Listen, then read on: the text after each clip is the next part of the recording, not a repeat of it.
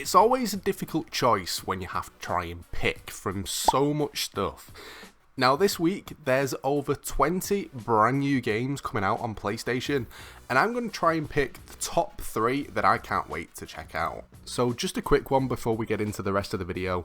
If you guys are looking to get yourself a PS Plus membership, cheap PSN credit, or brand new games that have just come out, make sure you go down to the description. The very top link will take you through to my sponsor, Instant Gaming. Clicking that link will give you a bit more of a discount as well. They've got some awesome deals on there on PSN credit, games, and PlayStation Plus, so make sure you check it out, but let's carry on with the video. The first one that I'm going to go for is a bit of an odd one, because if I'm being honest, out of all the games, there's no big AAA titles, there's none that I've really heard of that much, so nothing that I was kind of expecting that's kind of already in my head to pick. But the first one that I'm going to go for is a little indie title called Contraptions. Now, what's really odd about this game is, at the moment, even though the game's actually due for release in 2 days' time, it comes out on the 9th, there doesn't seem to be a trailer anywhere for it. It actually looks and sounds pretty fun. Now, Contraptions is a physics-based puzzle game, and it is the kind of game that I can get really addicted to. I do love my puzzle games, and as soon as I play it, I can play it for a couple of minutes, get hooked on it, and next minute I check the time and it's been a couple of hours.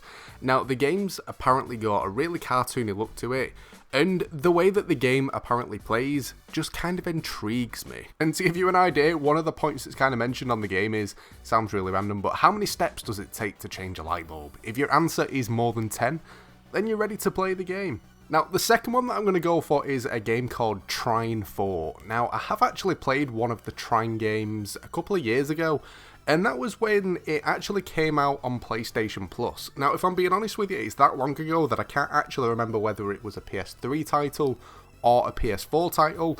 The one thing that I do remember about this game was, and it's one of the very few that I've ever seen, it actually had 3D compatibility. Now, these days, people aren't too bothered about 3D TVs, it's more 4K, HDR.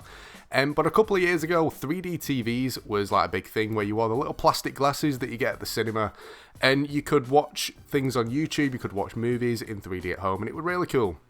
This was one of the few games that actually had it. It wasn't really major, it just gave the game quite a bit of depth, which did actually make it pretty cool. And it's pretty much just like a 2D platformer slash 3D. It's not quite 3D, but a bit more than 2D, if you know what I mean. And it's pretty much just doing quests through a fantastical fairy tale style landscape.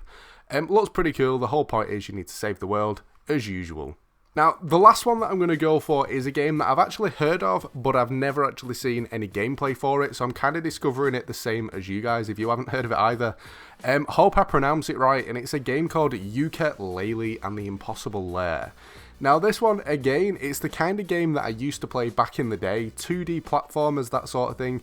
I used to really love them. I mean, even today, I still go on like the 2D Mario style games on the Switch, just because I still really enjoy them, and every now and then I'll go back and play Sonic games. I mean, we've had free Sonic games before as well, so they're always fun to play. Not something that you can sit there and play all day. Don't get me wrong, sometimes you can get really addicted to them, but it's just one of them things when you've got a little bit of spare time.